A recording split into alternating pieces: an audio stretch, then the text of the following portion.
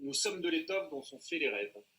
Vous me permettrez d'introduire mon intervention par ces quelques mots issus de La Tempête de William Shakespeare, car aux côtés de tous les secteurs lourdement touchés par la crise, le monde de la culture a bien traversé une tempête. Une tempête qui aura duré 429 jours, faite d'événements reportés puis annulés, de salles fermées, de rendez-vous remis à plus tard. Une tempête faite aussi de culture à réinventer pour subsister, faite d'ingéniosité, de passion, d'inébranlable motivation pour conserver un lien avec un public trop longtemps privé de pouvoir s'asseoir sur le strapontin d'un théâtre, d'une salle de concert, d'un cinéma, privé de flâner dans les couloirs d'un musée ou d'une exposition. Et je ne manquerai pas une nouvelle occasion de saluer la détermination de nos acteurs culturels du 5e arrondissement qui ont traversé cette tempête en trouvant les ressources pour réinventer la culture. Et donc enfin nous y sommes, nous sommes prêts. Les salles réouvrent, le public revient et la politique culturelle a plus que jamais besoin d'un cap, d'une direction forte et engagée. C'est pourquoi, aux côtés de toute la majorité et des élus Lyon en commun dont je me fais également aujourd'hui l'écho, je soutiens avec beaucoup d'enthousiasme l'ensemble des délibérations en faveur de la création artistique que je suis amené à vous présenter aujourd'hui. Je salue évidemment et tout particulièrement la politique engagée par Nathalie Perrin-Gilbert depuis le début de son mandat, en appui à la création et à l'émergence artistique lyonnaise, conscient que pour réduire les inégalités dans l'accès aux pratiques culturelles, il était nécessaire de mettre en place des politiques repensées et dotées de moyens plus importants.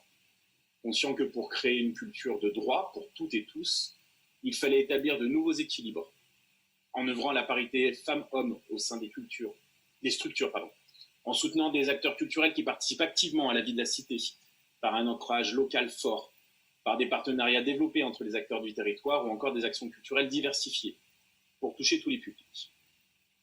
Alors, pour vous présenter les 9 délibérations qui concernent le secteur culturel ce jour, je vais vous partager un support visuel qui est amené à faciliter un petit peu la présentation de ces 9 délibérations.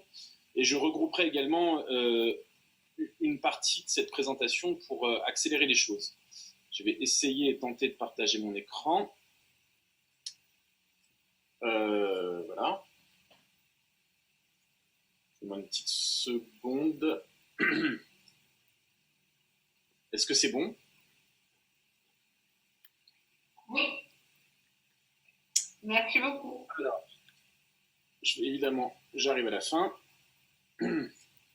Donc, alors en prélude, et comme une grande partie des 9 délibérations portent sur le FIC, le Fonds d'investissement culturel, permettez-moi de vous présenter quelques grands chiffres et nouvelles orientations de ce FIC 2021.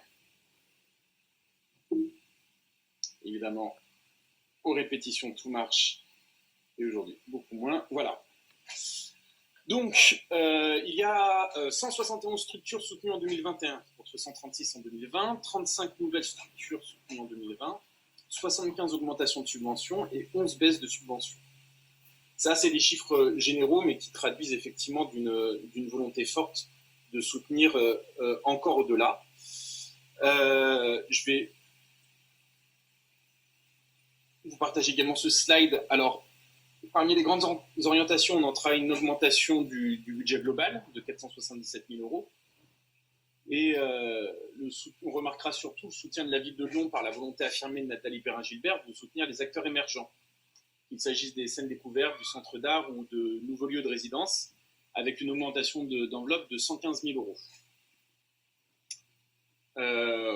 J'appuie aussi sur les 207 000 euros supplémentaires attribués pour les équipes artistiques, avec une aide médiane de 5 000 euros, ce qui constitue une grosse évolution par rapport à 2020.